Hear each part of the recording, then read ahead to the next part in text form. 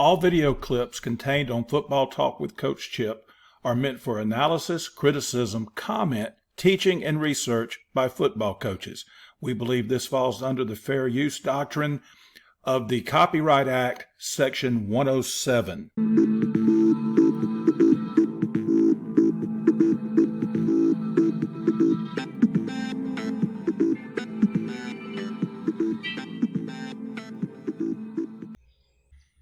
Hey coaches, welcome back to Football Talk with Coach Chip. Hope your season's going fine. Everybody's about halfway through. As I record this video, it is midway through the 2024 season. We did a troubleshoot and we're talking about counters, and then I had some questions from some coaches about what determines whether you run the GH or the GT. And as y'all that are longtime subscribers and viewers know, I call the GH is Ghost, GH, and the GT is Gator. And that goes back, we called it, that was our code word for it years ago, and called it Gator. And then when the GH came into vogue, we started calling it Ghost, just to determine, it was just easier way to say GH counter, just say Ghost. And everybody knew what we were talking about. And then as we got, further into it, and those of y'all are aware about my big book of bucks and the way we block buck, with letting the angles and let the defensive line's alignment determine who's pulling. And so that's what led to this. So we started saying, why not do it on counter? Now, all this is predicated, coaches, on do you have a center that can pull? If you don't have a center that can pull, see, that changes it. Then you get into what I call the CAT, counter, CT, center and tackle, and then the champ, CH. The center and the H-back. And you say, well, why do you give them those names? Well, one thing, and those of y'all who have been around know I like cute names. I just do. I don't apologize. That is a fact of me. And I love coming up with code names, and I think the kids remember it very well. All right, before we get started talking about counter and the different kinds of counter and why you should do that, let's do a quick commercial here. All right, guys, like the channel. Go ahead and hit that thumbs up button. And if you've already liked it, check to see if you're subscribed. It doesn't hurt you. All it does is help me. Promise. If it hurts you in any way, I guarantee double your money back. Double your money back on subscribing to my channel. You won't get anything. You won't get emailed. You won't get spammed. You won't nothing. Unless you email me. And then those of y'all that have know I will email you back. So please, like the video, subscribe to the channel, and then if you've done those things already, apparently you like the channel, you like what we're doing here at Football Talk with Coach Chip. You've already done all that, so share it. It'd be that easy. Also, remember, we got a ton of freebies and the podcast. You can find the podcast on Spotify and Apple. It's also on, I'm told, on other podcast platforms. It's just more football talk. Of course, it's just an all audio medium, so there's no video. And it is different stuff. Some of it carries over, but it is different stuff, okay? So, but it's just a great way when you're getting your walk in, your run in, your commute where you can't watch video and still get some football talk with Coach Chip. And go ahead and go on over there. And if you have an idea for a video, and I use y'all's ideas all the time, when I get a good question from a coach, often I'll answer it, and while I'm answering it and I'm writing out the answer, and sometimes I'm sending them diagrams, I say, oh, this would make a good video. And so I'd let y'all drive a lot of the content on this channel and on the podcast. So hit me up at siegel.chip@gmail.com for any of your ideas for a video. And by the way, I don't guarantee I'll do it, because there have been some I've turned down. I told y'all years ago, I had some guys asking me about 8-man football. I don't know anything about 8-man football. I'll tell you what, though, if you're an 8-man coach and you want to come on the podcast, I'd love to have you as a guest and ask you questions about 8-man football. I think it'd be awesome. I do not look down on 8-man football. I'm all for it. I think kids at schools, they can't field but 16 to 20 kids. 8-man football is a great alternative. I love 8-man football. Love to have you on. But if you have an idea or a video, for a video or a podcast guest or a podcast episode theme, hit me up at siegel.chip@gmail.com. All right, let's get started talking about the counter. Now, what we were talking about in the troubleshooting was I had a guy that was having issues with his H matching up. His wing back, his H, his sniffer, whatever you want to call it. And so I used that as my troubleshooting theme for that week. And I admit, everybody gets a response, but not everybody gets their idea turned into a video. And notice, I don't use names. I don't use the names of schools, and I don't use the names of coaches. That's not cool. Everything we talk about, I will share. But nobody will know who I was talking to. Everything we talk about is susceptible to being shared with the general public, with the viewers of Football Talk with Coach Chip and the listeners of the podcast. But I don't give details because I don't know who's listening. I was talking to a guy out in the Midwest, and I was telling him this, and this. I said, oh, do this, oh, do that. And he says, Coach, he said, we can't do it that way. He said, because half the coaches in our area watch your videos. And there's 3 of them on their schedule, including them. So that's 11 teams, counting 10 on their schedule plus them. He said, 3 of us all bought your jet manual.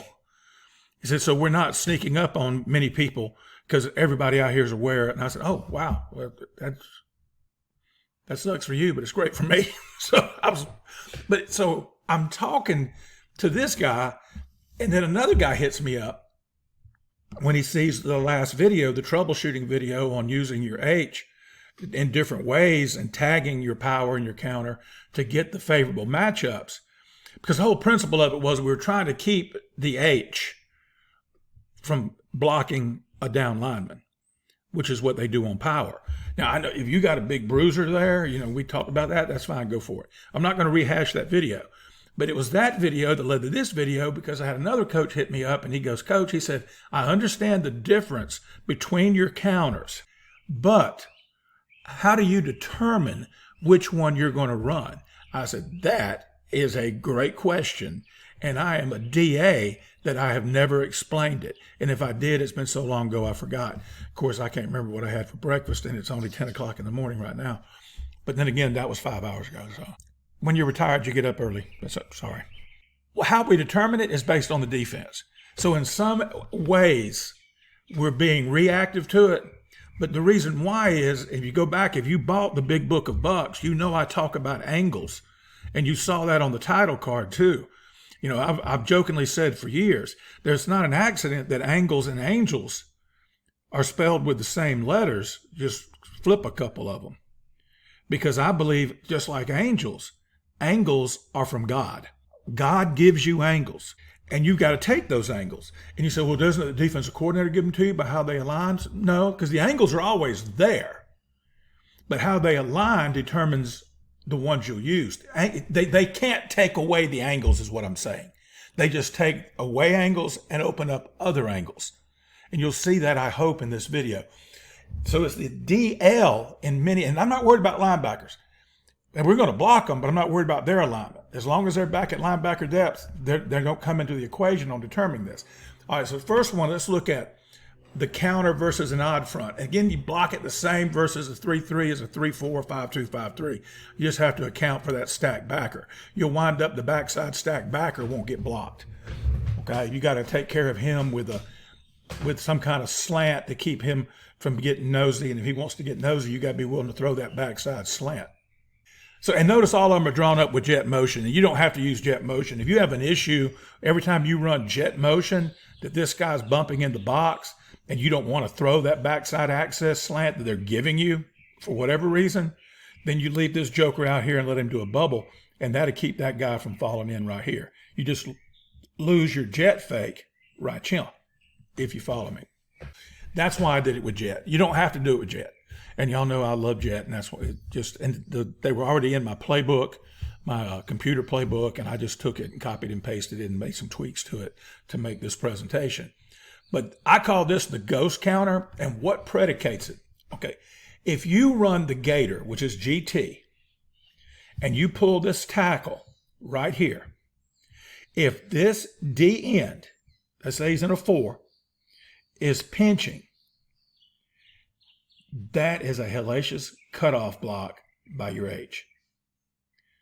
And it's an H. So now if you got a big physical H and you want to run him in there because you like your tackle pulling, run anything you want to run, coaches. I'm answering the question, why did we do it this way? Because this is a better matchup. That's what we talked about in the last video, trying to get better matchups. So the H, and big bruising H's are hard to come by. And go back and look at the old Michigan film that I showed last week and I've showed before. Those H's aren't very big and physical. They're not the big 240-pound, would have been a Mike Backer 20 years ago kind of guy. They're movable tight ends, and they're built like tight ends at some schools. Whereas Michigan had those flex guys, kind of those hybrid guys that are much more suited for wrapping to a linebacker. And so right here, you got a better angle. So against this, now, I didn't let my lineman call it, but you can. You just call counter left and then let them decide, is it going to be ghost, gator, cat, whichever one, champ, whichever one you want to run, CH, GH, CT, GT. And some people use their tight end. We didn't play with a lot of tight ends toward the end of my career, so I didn't use the tight end. We did pull our tight end at one time on our counter crisscross, and that worked great. Used our tight end as the wrapper on our old counter crisscross when we used tight ends. So this is what predicates, what causes us to call one or the other. Back to what I was saying. I knew what defense they were in. And we didn't have a lot of guys that jumped in and out of odd and even. They may go from over to under. But all we did back then was run gator and ghost. We didn't pull the center. There was one time on counter did we put one season we pulled the center. And that was toward the end when we had a center that could pull on buck too. When I say toward the end of my career on the field coaching. So this is the ghost counter, and I love the ghost versus an odd front when you're going to get 4s and 4 eyes. And I'll tell you why. Because in my career, I bet you 80 to 90% of the time, and I'm just plucking those numbers out of thin air because I can't prove it, but on my remembrance, those guys were B-gap players. And if they weren't, we still assume they were. We got to make sure we shut off that B-gap. So that's why I've loved the GH versus the odd front. All right, now this is versus a true even front. And this is something like you saw on the Michigan video, and I'll show it again later. All right, so now look at your angles. This is a great angle example. Who's got the best angle on the nose? Of course, the front side, play side guard. All right, who's got the best angle on the 3-tech? The guard. The guy's on his outside shoulder. Now, if your center can't pull, you just block his fanny all the way back and run GH or GT. But that's not the best angle to block that guy if he can play a lick. This right here, just boom, turn out on him. You position block him. You ain't got to have a dude here. And if your center's a good puller, you champ it. He pulls and kicks, and then your H wraps. So your H is wrapping. Again, what we said before. This is power. It's power with a little bit of window dressing. You're just swapping responsibilities. And this is why I'd say let the defensive line kind of dictate to you what you're going to do. Because they're taking something away, but by doing that, they're giving you something else. All right, now here it is versus an under. It's GH again. Now, I will say this. I did GH. I'm going to show you GT. This is a great 1-2 GT because now he has a better angle to cut that guy off. He can get right in there and cut that guy off. But I'm going to show you that one in a moment. But what I want to show you versus this under, look at the angle. There's a great angle. Okay, he's got nobody in his gap, so he's going to block back on the backer. Great angle to block back on the nose. And then he's got nobody here, so he'll pull kick. You make that, you make your ghost call, and then your H is wrapping. Now, as usual against these underfronts, H has got to be aware he's got that backer, even if that backer fires here, because he's seeing flow this way to the right here.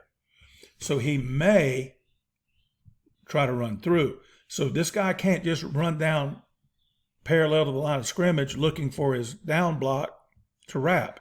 He's got to have his eyes on that backer that he's going to get either way, whether he runs through or whether he fills right here. So that's why we do it that way. All right, here against the same defense. Now this is a great one to GT or CT. Okay, this is a great one. Again, if your center can't pull, just GT it and let your center block back flat on that 3. Make sure you coach him up. Don't go to that joker.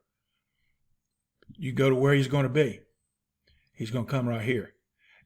If he's well coached and this guy pulls, he's going to squeeze and you'll meet him somewhere in here.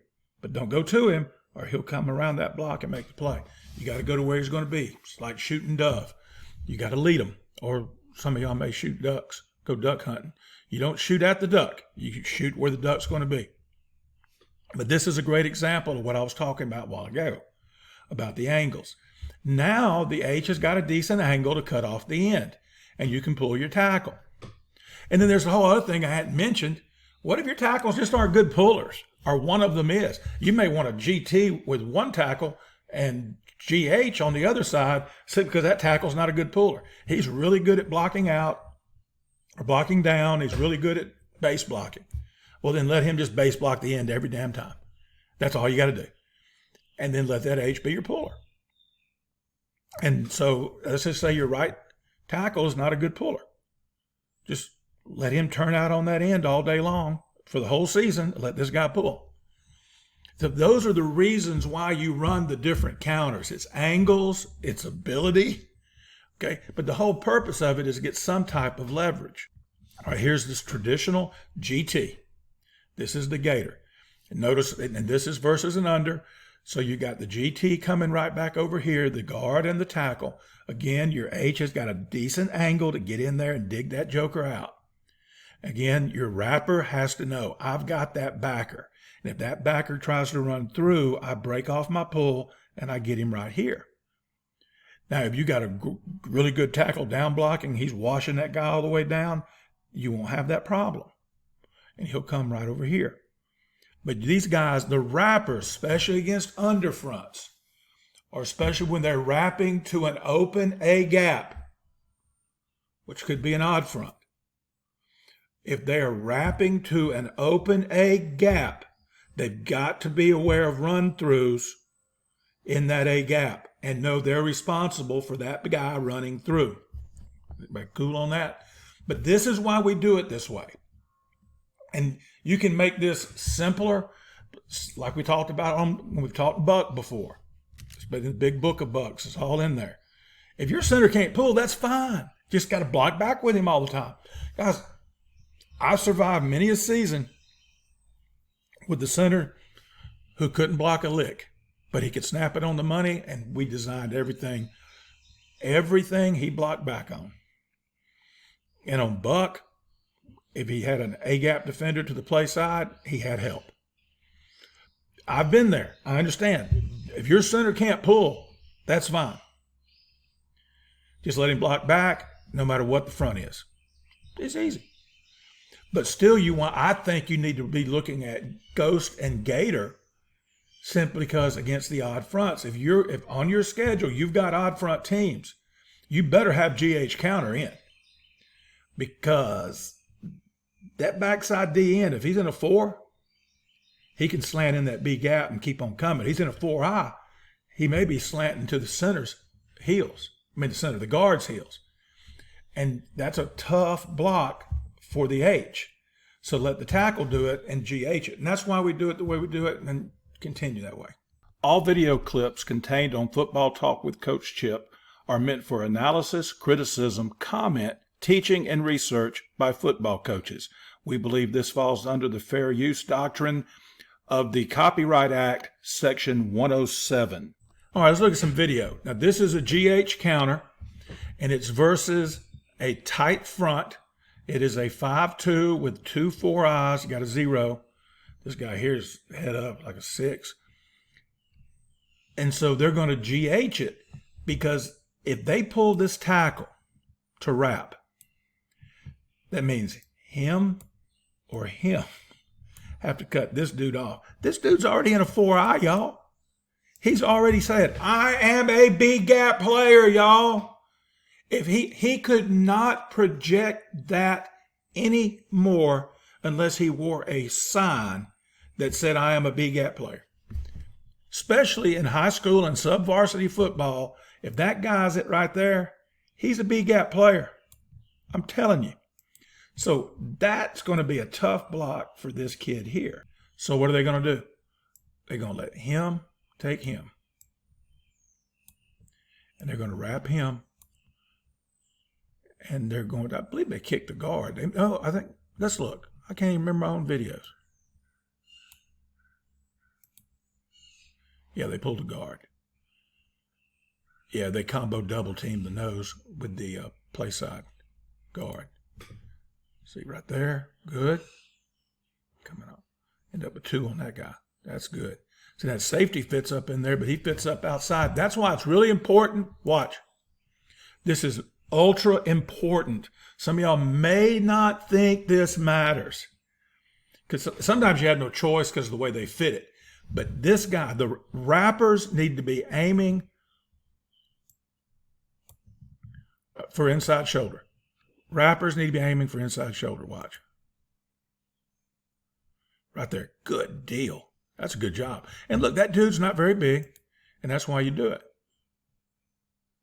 Talking about 88 right there. But that's a great job of blocking the inside number. Because look, if he blocks the outside number right here, watch. If he blocks that outside number and then the ball goes out here, look. But because, it's these are little things that you don't notice. Because he blocks him here, this guy, the safety's fit, is too far outside, and the ball hits right there. That's good stuff, cuz. Here we go. Boom. That's sweet. All right, then one of my favorite clips. Now, this is the CH. This is the champ. Told somebody, I'm going to call it a chop. Okay, that's cool. You know, that's a cute name. I love cute names. It's the same deal. Okay, this is a great example. The other one, you didn't get the angles, but watch the angles on this, cuz. All right, right here, that's a good angle. All right, right there. So why don't you GH it? Because now this guy would have to come all the way back. Okay, and that is, since he's playing D-line at the University of Georgia, I'm venturing to say he's a minimum of a 4-star. Or a high 3-star coming out of high school. In other words, this is a dude. And that's a lot. That's a big ask. Right there. So I wouldn't do that. Just my opinion. If you got a center that can pull. Now, see, notice he fit up on the outside shoulder.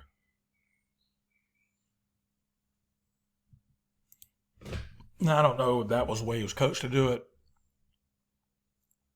But I will say this, that linebacker did fit. He snugged it up pretty good.